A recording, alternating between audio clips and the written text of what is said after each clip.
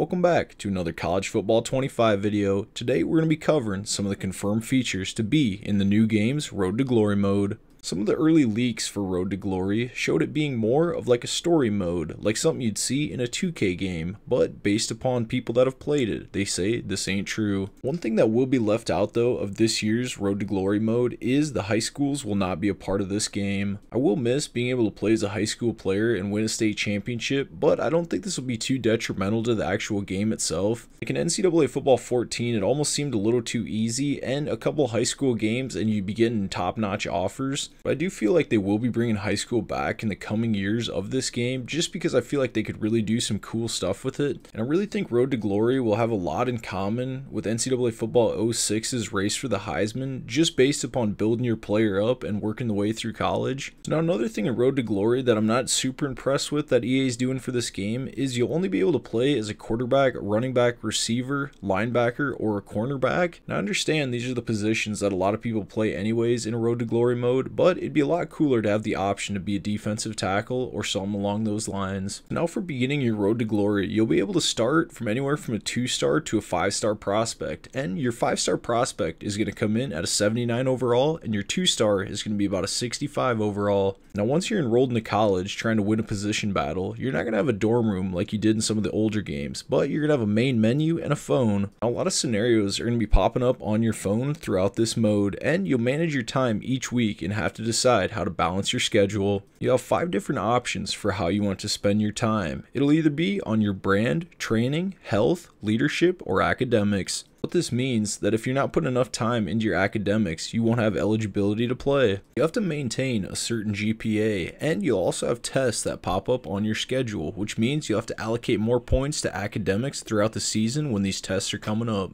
I can already see some cool mods that fit in perfect to this game. With you being a starting athlete, you can have other people do your homework and such like that for you. Now for the leaderships tab, this is going to have a lot to do with coach trust and also winning position battles, with you studying film and getting on the field. But once you actually trigger a position battle, you have to go through little mini games and win a best 2 out of 3 against your teammate in that mini game to take his starting job. Now for the health tab, this is going to have to do a lot with as the season rolls on and really grinds on your player. This will have a big impact on your recovery and how many injuries you're going to have during the season. Now in the trainings tab, this is where you actually rank your player up and make him a better overall. But if you spend too many points in the training tab, you won't have enough for academics or your health, and it won't matter because you won't be seeing the field anyways. Now for the brand tab, this is going to be kind of like the NIL in Road to Glory. And by keeping your brand up, you'll be able to sign brand deals and get fans to boost your following. And these brand deals might not seem too important, but they'll actually give you in-game boosts that'll help you on the field. And the way it's going to play out is you won't be able to just balance it all evenly. You'll have to change it as the season goes on and be able to keep winning your position battles. Another thing we can confirm is that the transfer portal will be in Road to Glory, so this brand deal will also affect that, and when you're going to switch schools, on which schools will offer you a position. So now for the actual off the field interactions in the Road to Glory mode, there's going to be these dynamic scenarios. What this will mean is you'll be faced with certain choices you're going to have to make, whether it's go out with your teammates and players and have a good night, or stay in the film room and study.